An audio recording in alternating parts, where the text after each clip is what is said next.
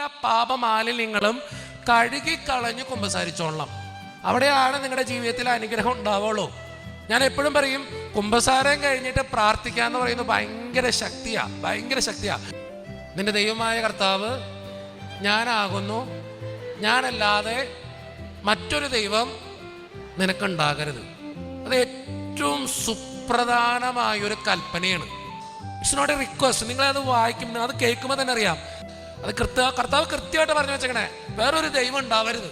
നമ്മുടെ ഒരു കുഴപ്പമെന്നറിയോ, നമ്മുടെ ജീവിതത്തിൽ ഐശ്വര്യം കിട്ടാൻ വേണ്ടി ചരട് കെട്ടാൻ പോവും, മന്ത്രവാദിയുടെ അടുത്ത് പോവും, അവിടെ പോവും, ഇവിടെ പോവും, എല്ലായിടത്തും പോവും.